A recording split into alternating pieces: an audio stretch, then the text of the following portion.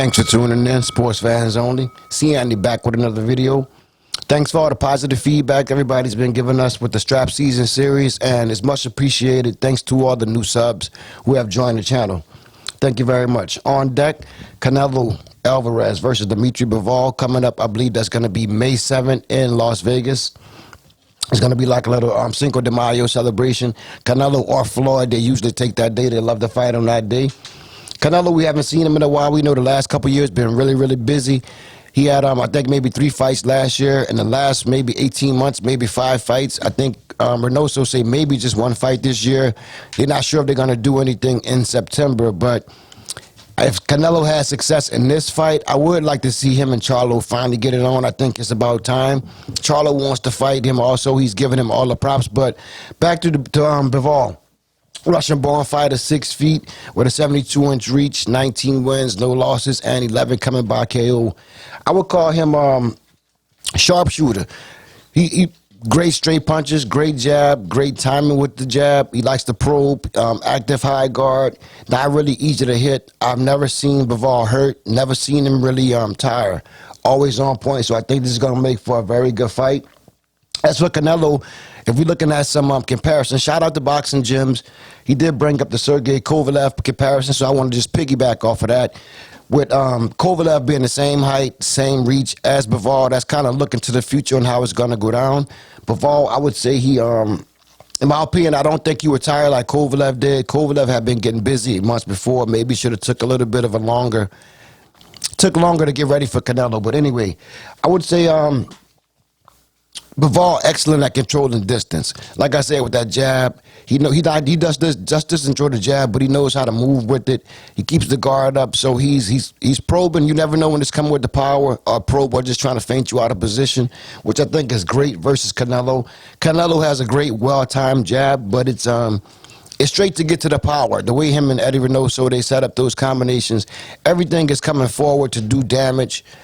On the outside, I do think Bivol's the better boxer. I'll put that out there. I think he's better with the distance control. And like I said, the stamina, never seen him hurt anything like that. I think Canelo's mission for this fight is to get to the inside, try to attack that body. I'm not sure if Canelo would have a lot of success in this fight if it's only from the outside. It's going to have to be mixed up. But Bivol's, I think, is going to be in attack mode. All that's going on right now in his country, you know, he has family and everything. It's kind of a mess on the other side of the world right now. I think we should salute him even for getting into the ring. But anyway, he has a very active high guard, which I think is going to be real good versus Canelo, because a lot of people, they shell up with Canelo, go to high guard, shell, not much movement. That Canelo can just pick you apart. He can throw, blinding jabs, hooks to the body, overhand rights if you're not seeing it. So this is going to be real good for Canelo. Like I said, I think Bivol with the active high guard going to pose some problems with him. I will say there are some punches that are available for Canelo. He's definitely, if Bivol's not really slinging and putting that jab really out there real tough, Canelo will slip to the side and be looking to deliver that left hook to the body. With that being said, Bivol, another part of his offense with the quickness, kind of like he has that blazing hand speed, in my opinion. Not as quick as Amir Khan, but they throw very similar punches. And the way they, I would say the punch selection of Bivol seems more like an Amir Khan to me, and I think that'll give Canelo a lot of trouble. If we think back on that fight with Amir Khan versus Canelo, Canelo didn't have an easy time in the beginning. He was getting touched up a lot. Amir, he was starting those combinations from distance and driving straight into Canelo. Canelo did have to shell up a little bit, and it wasn't really easy to counter. It took Canelo a couple rounds to get down that time, and I believe he finished him somewhere around the 5th or the 6th round maybe. It's been a while since I've actually watched that fight, but I'm looking at Bivol to really do some damage in the early rounds with Canelo. I don't think that Canelo usually wants to size you up. He wants to feel the power. Then he implements the game plan in the mid-rounds to try to get you out of there. He likes to throw the hard ones. I think that Bivol's going to be ready for this. Like I said, I'm going to be shocked. Not shocked, but it's going to be something to see how, if Bivol gets hurt, how he responds to Canelo. I think he's definitely not going to lay down. Those Russian fighters are real tough. He's going to keep coming, but I can't wait to see the way he takes it and the way he maybe shifts his game and go it to another level. We haven't seen him switch levels a lot. Definitely Canelo being a top competitor coming up from all those divisions. So this is going to be tough. This is not a prediction video. I will get into more videos where I break this down a little bit further. But as for now, I'm going to leave it open-ended to lead into more content. But I will say I expect both fighters to make it to the final bell. And I think Canelo will lose some of those early rounds. If maybe the first 3 rounds, he might be behind on the scorecard. It's going to be interesting to see if he dig down and if Bivol could actually withstand Canelo's walk down, get them to the ropes. We saw what happened with Plant. Plant did okay early in the fight, and Canelo went to that second gear, got him out of there. Same thing with Billy Joe. Billy Joe was feisty. He stood up, even though he was a southpaw. He came at Canelo, and he gave Canelo some trouble early. I would say with Bivol, the more success early, he might be able to just take, he might make this like in the 9th, 10th round, a fight that we never seen where Canelo actually has to stand on the outside and box. Bivol has a gas tank. So if Canelo's not able to do some body work early, I think late in the fight, I might give a slight advantage to Bivol. Canelo's going to be, I would say, maybe under the gun a little bit in this fight.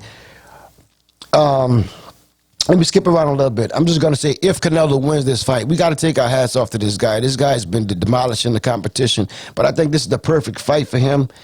And I'll be personally, I would not have taken this fight. I think I would have took somebody else. Maybe Beterbiev. He's a little bit older. I think I might, maybe with Arthur Beterbiev. I think I might would have took that fight. I think right now all that's going on in Russia is going to be a little bit tough for Canelo to just scare this guy and get him out of there. I do see this fight going to the end. And like I said, I think that Bivol is going to definitely control the outside, and the inside, I'll give it to Canelo. But at the same time, it's one big punch that I see Canelo that can, if he can't find his success to the out and on the inside, getting to that left hook, I think the overhand right may be a good punch to try to set up because he can probe a little bit, maybe blind Bivol. So it's kind of like both of them, I think, will have similar strategies throughout the fight. I think Bivol will be waiting for that attack, and he's going to probably counter.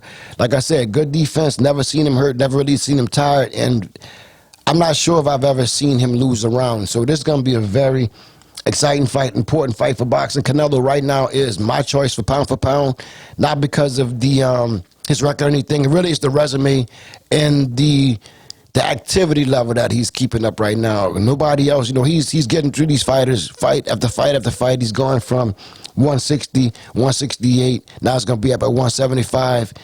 And, even if he gets past this fight, another big fight that we'll be looking for is the Charlo fight. So right now, I think it's hard to put anybody over Canelo Alvarez. So I'm going with Canelo right now, pound for pound king, in a close fight with Bivol. But I think it's a dangerous fight versus Bivol. Like I said, speed of Amir Khan. He does have some of the movement, I would say, of a Floyd Mayweather.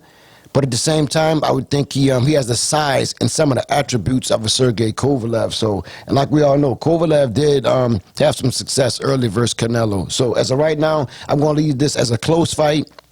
I do see both fighters going to the end. I don't think Canelo will be able to stop him.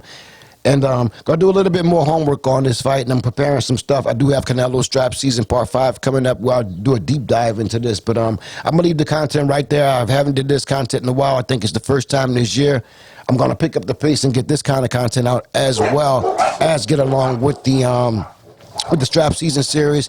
And there's another series that we'll be bringing to the table shortly also. The dogs are getting at it out there, so I hope that didn't blow the show too much, but to get a little bit active out there. But like I said, this will lead into bigger and better for Canelo Alvarez. And thanks for tuning in. Sports fans only. Peace.